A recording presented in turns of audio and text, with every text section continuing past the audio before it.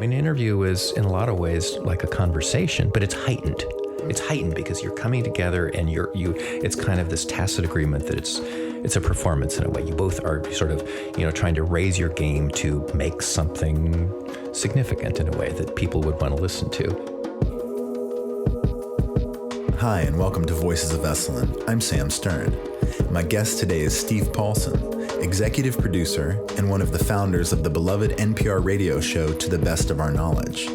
Steve has been a contributing writer for Salon.com, Slate, Huffington Post, and The Atlantic. He came to Esalen to teach about the intersection between science and spirituality, but he came to me to teach about the art of the interview. I picked his brain as best as I could because this guy is very, very good at what he does. So with no further ado, here's my conversation with master interviewer, Steve Paulson.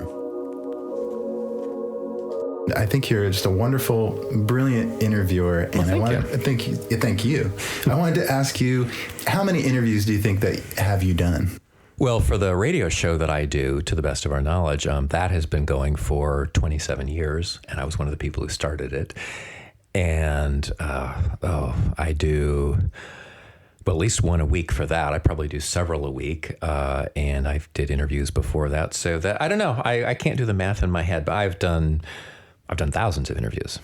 I was in grad school, going to journalism school at the University of Wisconsin, and I was doing print, and there was a community radio station that was in town in Madison, and WORT, and which I loved, and I just started volunteering there, and I started doing interviews there. Okay, cool.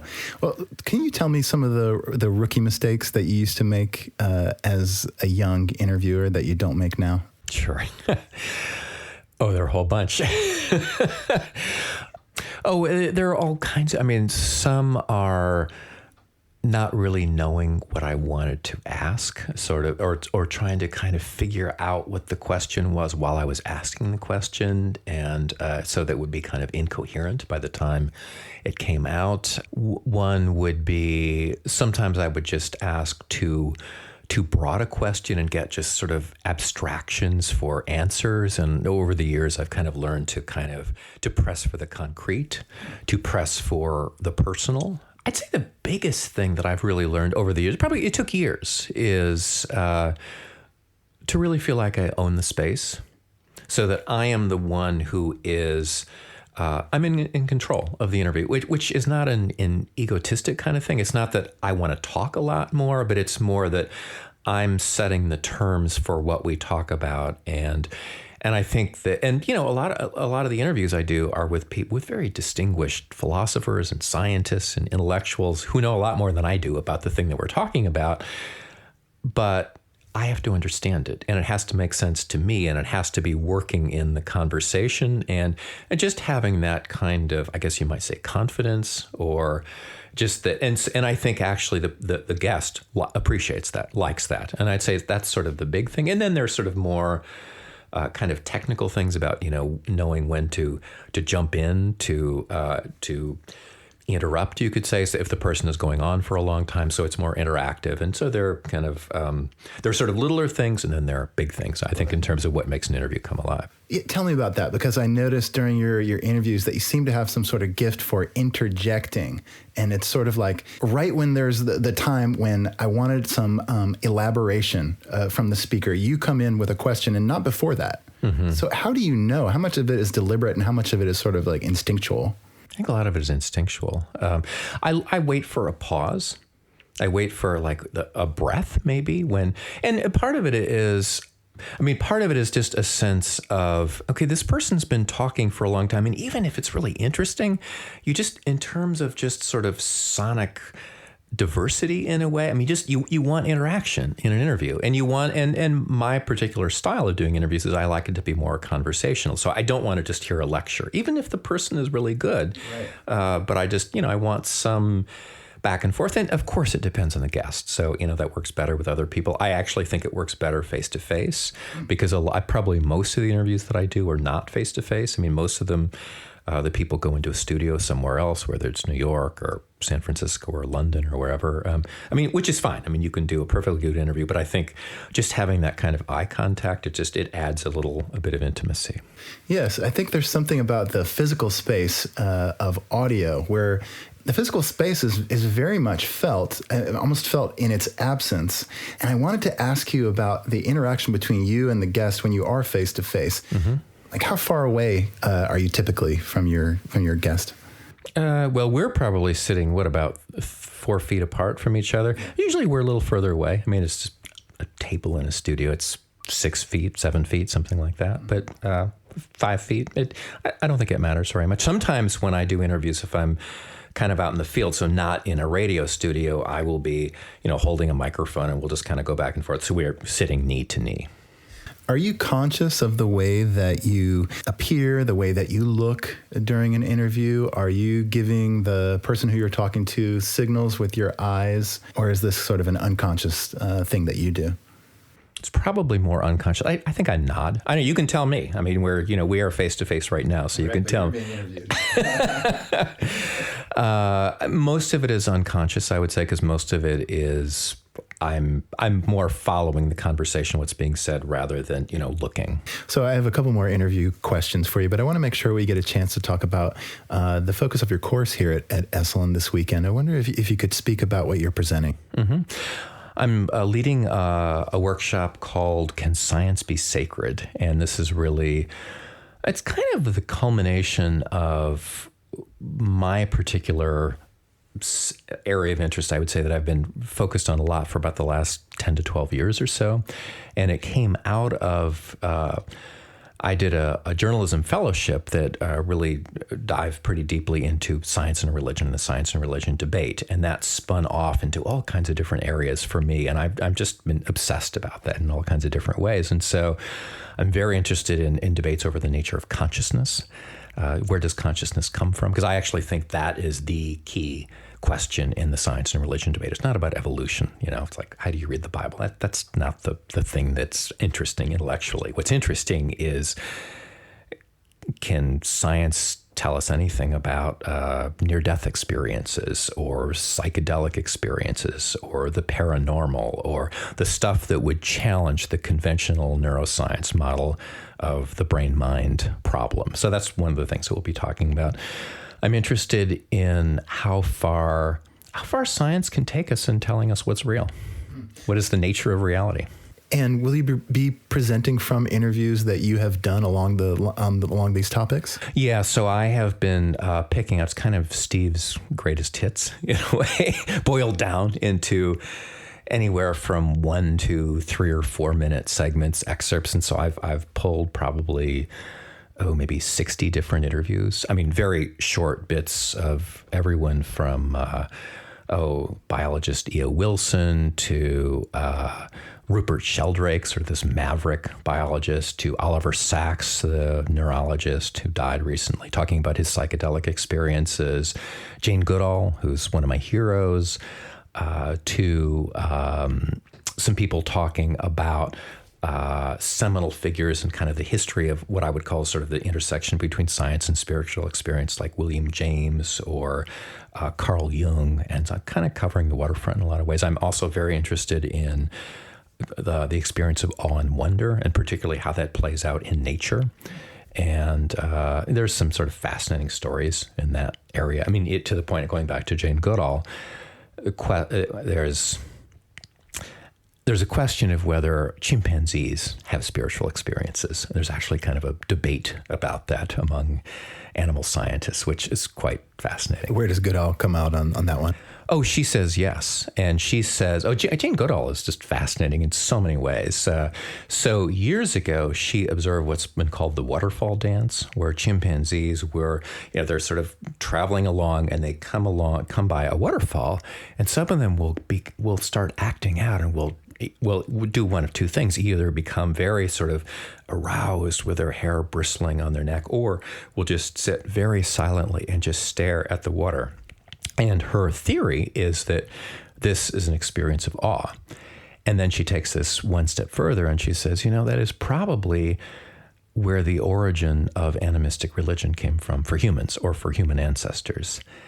And so, I mean, she doesn't have any proof about that. That's speculative. And she also says, I would give anything to be inside the mind of a chimpanzee for just a few minutes. I would give anything for that. And, she spent her life kind of studying that. So, and that's sort of one piece of that. And it's a mystery. I mean, we'll probably never know that, but it's totally fascinating. Now, were these interviews culled from To the Best of Our Knowledge, or were they things that occurred on the side? Pretty much all, to the best of our knowledge. Yeah. So, but I mean, that's everything I do is sort of in one way or another, I'm going to try to feed it into To the Best of Our Knowledge. So basically I am always chasing after people who I think are fascinating, and I'll, one way or another work it into To the Best of Our Knowledge. Yeah. I like the format of the show because it sort of envelops many, many things. I wonder if you could just explain what the format of the show is for listeners who might not have heard it. Sure. We take a theme for an hour, and we usually do about 5 interviews over the course of an hour, and different kinds of interviews. And so some are kind of big think interviews with maybe a philosopher or scientist, sort of, you go pretty deep. Some might be more of a personal story. We try to bring in some production in a way so that it's not just straight talking, but there's maybe music or sound design mixed in. And I think of it a little bit like, let's say you're reading a magazine and you have the big feature stories, and then you have the little sidebar stories, and you have the little columns, and it's like a meal. You have the appetizer, the main course, the dessert, and that's kind of the way we try to construct To the Best of Our Knowledge. So it's different flavors, different tastes, and very multidisciplinary. So we don't want to just have the same kind of interview over and over, but we want to come at a subject from kind of unexpected ways. And that the sum is more than the what's the word? It's more than the sum of the parts. Yes, and in a sense, the sound design is really crucial. It's subtle, and yet there's this sort of running aesthetic element to the show that ties the disparate parts together, which. How long have you been using sound design in To the Best of Our Knowledge?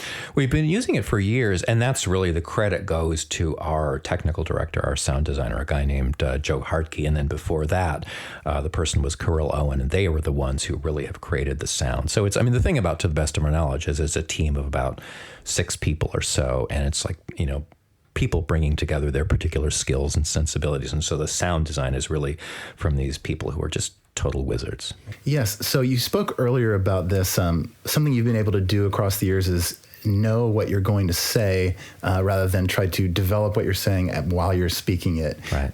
So it kind of leads me to ask you about your research practices. What is it? I listened to a bunch of interviews that you did, and it seems you're studied in each topic. And I'm wondering, is it a monumental task to do the research? I wonder if you could speak about it.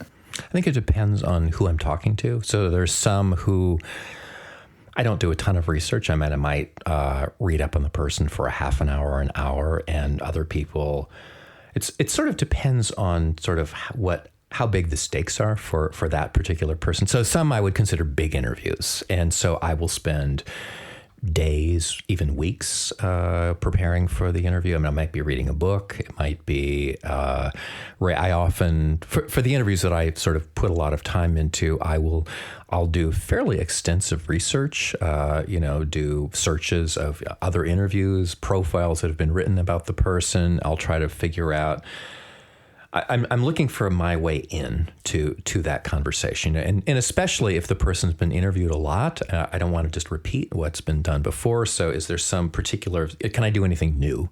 And can I get the person to say something new? And that's especially important, I would say, if the person's been interviewed a lot, or, sometimes some of the bigger name people I talk to have been on a book tour, and those aren't always great because you feel like, they have their kind of steady thing to say. And so how do you pierce through that? How do you get them to say something new and something that I would actually care about?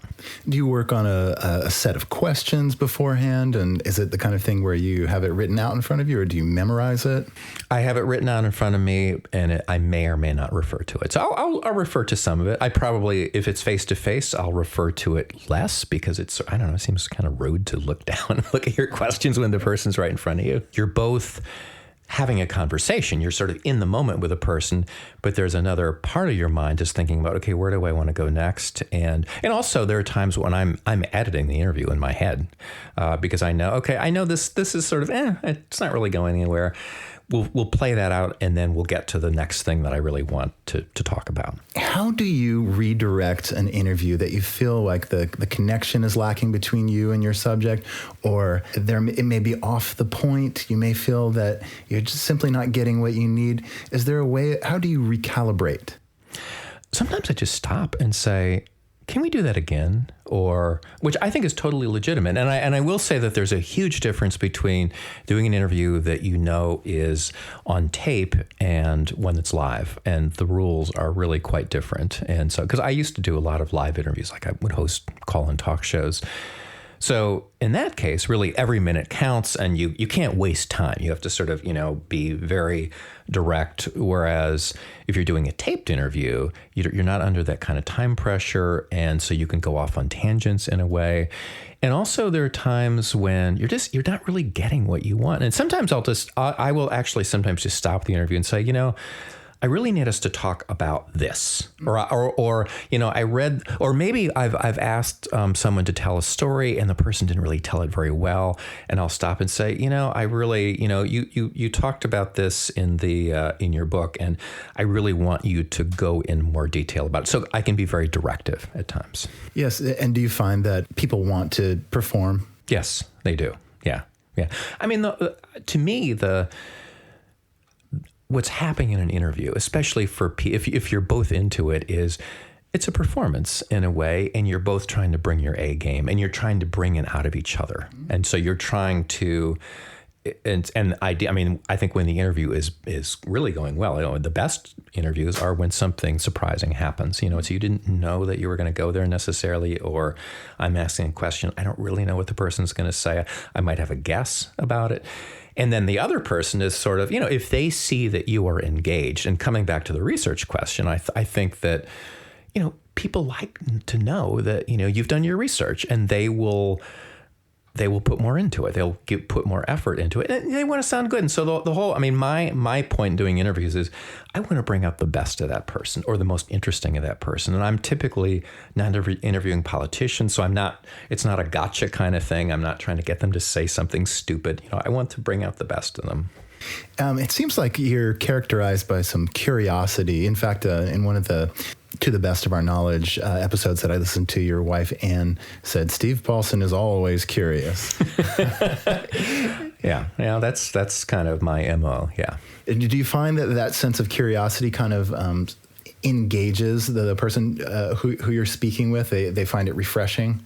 Yeah, I think so. I think that's especially the kind of people who I tend to talk to are more the thoughtful kind of people. And I particularly like interviews that tend to get a little more philosophical. And so, I think the curiosity feeds into that. What do you do if there's something that's somewhat out of your realm? Like I listened to a wonderful interview that you did with Philip Glass, and I don't know whether you're a Philip Glass aficionado. Not especially. He ended up speaking with kind of great precision about his artistic practice and about the difference between jazz and classical music. So how do you get into that point of view where you can go there?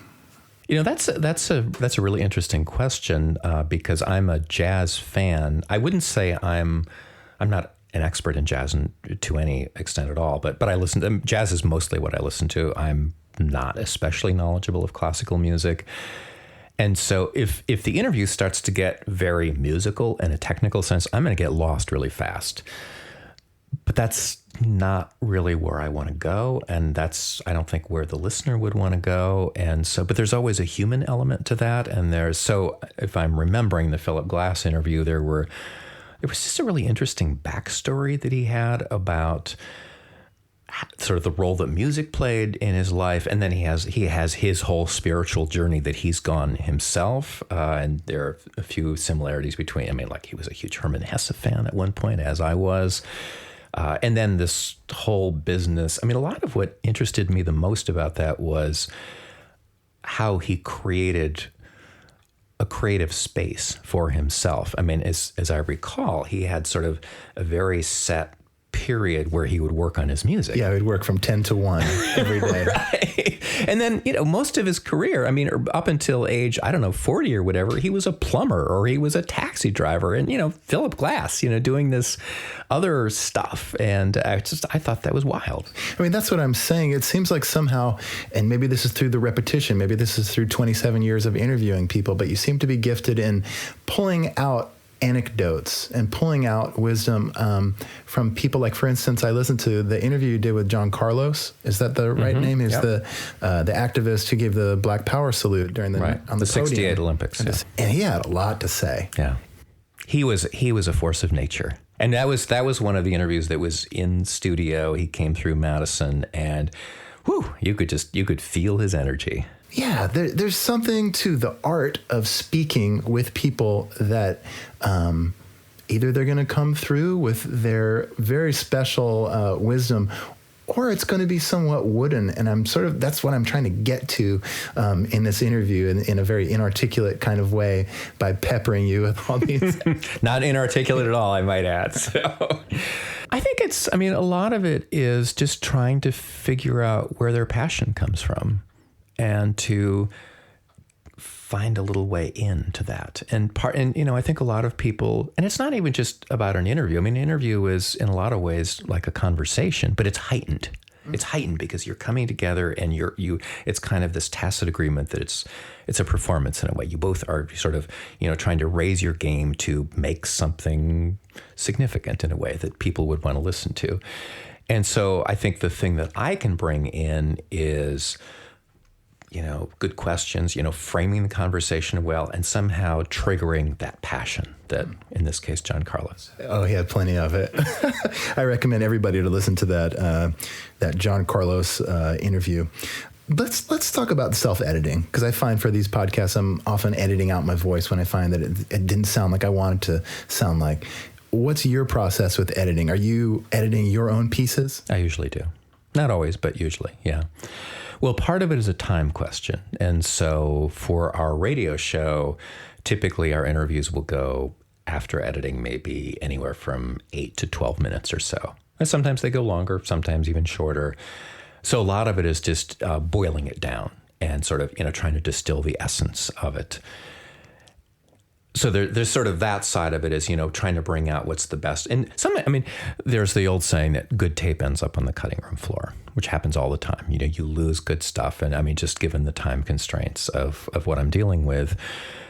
So that's one side of it. And the other side of it is, just at a more technical editing side, there's this sort of interesting philosophies of how much people edit. Some people edit really tightly. They cut out all the ums and ahs. And I have a few verbal tics that really annoy me when I listen back. Like I say, a lot, or I mean a lot. It drives me crazy, but I can't control it. It's just, just the way I talk. So I sometimes you'll edit some of those because I think, Steve, you really could sound a little smarter. But also you don't want to clean things up too much because a certain amount of rawness is, adds to the authenticity. So it's very much a balance. Yes. What about your voice timbre? Is that something that is natural, or it's something that can actually be worked on? I'm sure it could be worked on, but I've never tried to work on it. Do you ever think about National Public Radio as just this agglomeration of people with pleasant voice timbres? Oh, there are all kinds of jokes about, the joke is, I'm driving in the car and I'm, turning the dial and, it's like, how fast can you tell it's the NPR station? Usually it's in about 3 seconds because it's just, there's that NPR sound, and it's both something that I like, and yet it's really easy to make fun of. What do you think of the subtext of the tone? There's a warmth, there's a familiarity, there's almost a sensuality of voice that comes through with the phone. Yeah, and there's a certain genteel aspect, and people are really nice or really serious, people in NPR are trying to get away from that. There's a recognition within NPR that it's this homogeneous kind of sound, usually very white. There's a certain kind of demographic that's the traditional NPR voice. And And that's a problem because that does not represent, all of America. And so there's, I think, a fairly conscious effort to kind of not have this, very homogeneous kind of NPR voice. Do you ever meet people who know you as a voice and then they meet you as a face? What is it like for them? What do they relate to you? It's the joke about radio, of course, is if they've never met you before, it's like, oh, you look like that. It's fun. It's fun to meet someone they've listened to, and I will say from the other side, it's fun for me to listen to meet people who turn out to be fans of the radio show, because, the weird thing about doing radio, and I don't know if you've had this experience, is for the most part, I'm just sitting in my studio. Most of my interviews are actually not even face to face. Most of the time, they're off in some studio like thousands of miles away. And it's just my own little private existence. And I'm just, talking to, to empty walls. And then every so often I meet people and I think, oh, wow. People, of course I know people listen to the show, but it's not at a sort of visceral emotional sense until you go out and you meet people. Or every so often we do live shows, in front of hundreds of people. And that's a kick. It's just because it's just a totally different experience. I wonder if you have had this experience. That's something that happens to me all the time, but I'm editing. I'm always editing these. And I'm falling in love with the person's voice. It's sort of like we've had our physical one-on-one interaction where I interviewed them, and it's usually really nice, but it's over in an hour. And then I have a deeper, more intimate experience with the words that they've said when I listen to it over and over and edit, enrich. I love editing. I think editing is kind of a meditative experience in a way, and because you're going back and you're polishing it. I think of editing as it's sort of like, doing a sculpture. Yes. Not that I've ever made a sculpture, but it's what I imagine. You have this chunk of material and you keep whittling away. You're not really adding anything. Maybe you're adding some sound design, but mostly you're just whittling away to make it better, to polish it. And I love that. And just the going through and taking out a sentence here or there, shaping it, creating a narrative, figuring out the beginning and then the end. And I find that very pleasurable. And that's one of those things where I could spend hours editing one interview, and I find it it's enjoyable isn't even the right word. So I want to ask you, you ask these big questions, you address these almost unanswerable questions of spirituality and science. Do you feel across the years, across the decades that you've been doing it, have you been approaching the truth? Like you've answered to some degree the some of these universal riddles that you're asking? Mostly not. I feel like I've gotten better about what questions to ask, and I feel like I have a sense of people's blind spots or biases in a way. Most of the stuff that I'm really interested in don't have answers or clear answers. Because they're the huge questions, the sort of the philosophical, the metaphysical questions that people have been asking for thousands of years. But then, you bring science into it, and, then it adds an extra dimension. So I'm fascinated with the whole question of how far science can take us to understand certain things. And the answers are different, whether you're talking about cosmology or neuroscience or evolutionary biology. It plays out differently in every one of those things. And really the big issues that I'm interested in are, where does transcendence fit into this? Where do we look for meaning or purpose? Can science tell us anything about meaning or purpose? That's one of the big subjects of this Esalen workshop I'm doing here. I think that's a really complicated question. Which is different than saying, what is the meaning of life? That's kind of a pointless question. But in terms of, is there anything within kind of the cosmic order that is meaningful in itself? That's a profound question. Yeah, what has it done to you personally to meet with people, probe, ask questions, ultimately not get concrete answers? How does that shape and change you? It's opened me up. It has. Over the years, I'm by temperament, I'm more an observer. I'm a journalist, more than, say, a true believer. I have kind of a natural aversion to true believers. And yet I feel like I've had to kind of, I don't know if it was a mask, but just be a little more open to sort of reveal more of myself in a way. So some of that is on the radio. Some of that is not just on the radio. It's talking to people. It's, because, doing this kind of thing, people will ask me, so Steve, what do you believe? And I felt like I wasn't very good at answering that question earlier, and I've maybe gotten better about that. And, in doing a workshop like this at Esalen, I mean, that'll come up. And, I've got to be in there with the other people because I'm going to be asking them. I mean, the point of this is to play a bunch of, really provocative things that are saying with, big name philosophers and scientists. But it's like, ultimately, it's what do we do with that? How do we process that in our own lives? And part of that is, what do I do with that? And so it's kind of, sort of where I've come to, and there are several places that I've come to. One is I have become less patient with strict materialists. I interview lots of atheists and materialists, but I find that a lot of their answers just don't seem adequate for people's actual experience. I'm very interested in the whole notion of what I would call mystery, which again, a lot of scientists, they don't like that word. They think it's a cop-out. It's like, oh, you're just going to say, oh, because we can't explain that now, or science will never explain it. So bring God in to explain it. It's the God of the gaps theory. But I think it's actually fairly profound to be able to say, I don't know, in a serious way, not just, oh, I don't know, but no. I don't know, and I don't know if we can ever know that this extraordinary thing happened. And what does that mean to live with the I don't know? And I think that's to live with mystery at that sense. I think that goes pretty deep, and I'm still sort of trying to figure out what that means. What does your family think of your job? I think it depends on which family members you're talking about. So my wife, Anne Strange-Champs, is the host of our show. So she has a front row seat in a lot of the stuff, and we share a lot of interests. I think we're there, and so she has. We approach these things slightly differently. What's her different bias?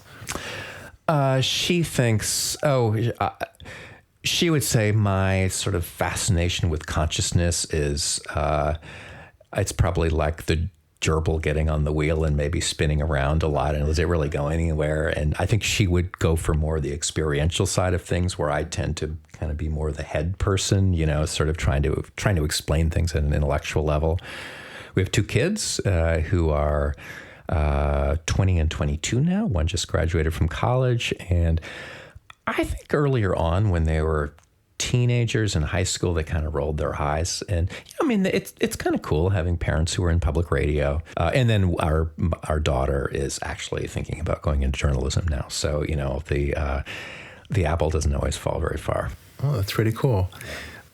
For listeners who are new to the best of our knowledge, can you recommend like a can't miss episode, something that might blow their minds? Just describe it just very quickly. Sure. We did a show recently about trees, which is one of my favorite shows from the last year. I thought it was wonderful. And the centerpiece is with a writer and novelist named Richard Powers, who wrote this fabulous novel called The Overstory, which is 500 pages long. And it's a combination of tree biology. He read over 100 books, study. Everything about how trees communicate and how they send out warning signals and, communicate with other species, both through the air and through their root systems, and how they have agency, how they can change the nature of soil. It's just, if you actually get into what trees do, it is astonishing. So anyway, we have an interview with him.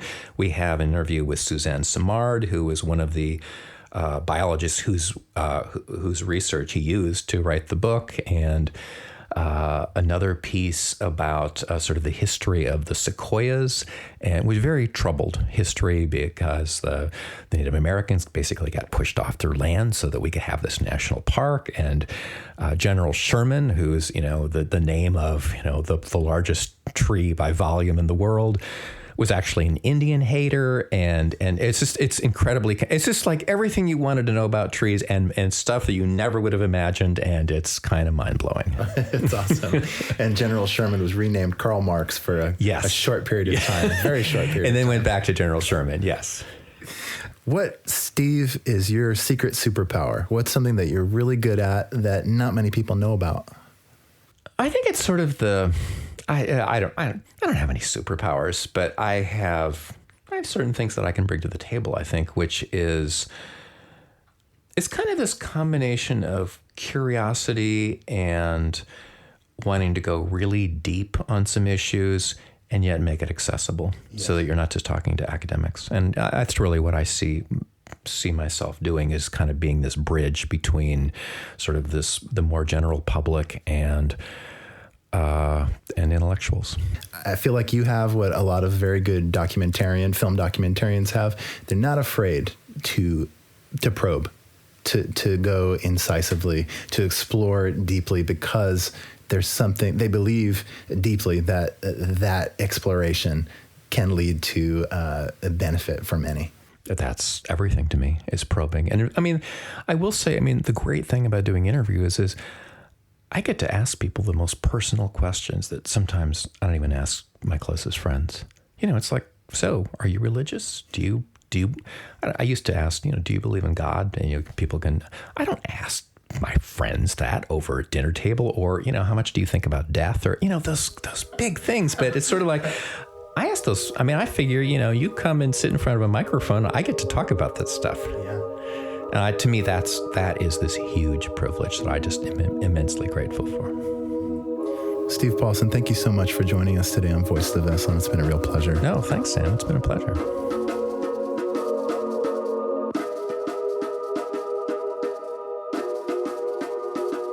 Thank you for listening to Voices of Esalen. Today's show is produced in conjunction with Cheryl Franzel, Geraldine Hess, Lori Putnam, Shannon Hudson, and Ian Golden. Our music is by Nico Holloman. If you'd like to hear more episodes, please find us on iTunes. And if you like what you're hearing, take a second to rate us and write a review. You can also find all of our episodes at esalen.org. That's ESALEN.org. Until next time, be well.